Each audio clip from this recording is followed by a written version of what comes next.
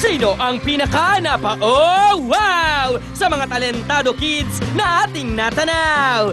Sa puso ko!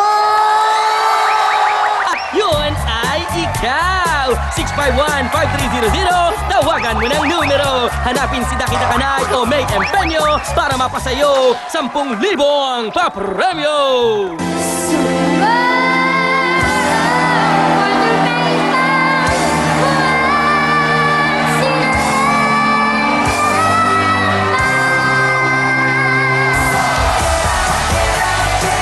We're back and this is Talentado Pinoy Kids.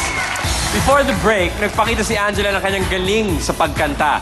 Yung kanyang version ni Patti LaBelle ng Somewhere Over the Rainbow. Kaya tingnan natin, Angela, kung anong palagay ng ating scouts.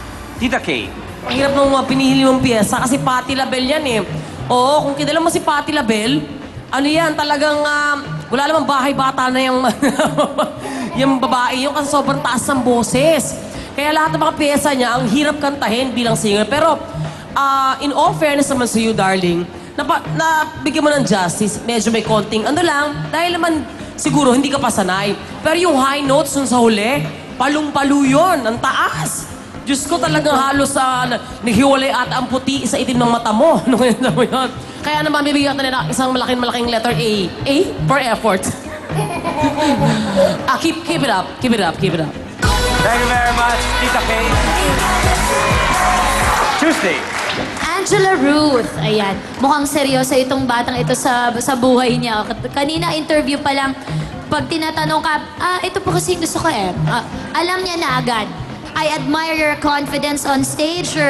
Talaga namang you made use of the entire stage while you were performing and the choice of song na pinili mo na ang hirap-hirap and you pulled it off. And your voice quality is outstanding. Just keep on practicing, okay?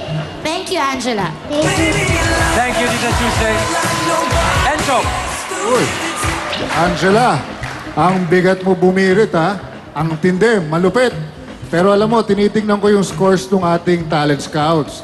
Ang masasabi ko sa'yo, nako, malapit na malapit ang score. Mahirapan tayo ngayong gabi. Good luck! Thank you very much, Encho. Thank you very much, Talent Scouts. Angela, maraming salamat at magkita tayo sa judging mamaya. Thank you, Tita Ryan. Thank you. Linggo-linggo, nagdadagsaan ang mga batang nais tapak sa aming entablado. Kaya eto, silipin natin ang mga masasayang nangyari sa aming huling mga auditions.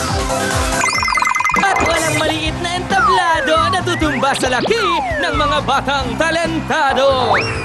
Sayang na sayang talaga! Kung rak-rakan pinag-uusapan, sila'y bigay todo. Ika nga ni Miss Kay, sila'y palong-palo. Si Francis M. may naiwang mga disipulo sa angas ng rap nitong dynamic duo. Kapag siyempre mangyayari paglipas ng panahon. Talagang di pwedeng ismolin ang mga kids na maaaring maging bituin.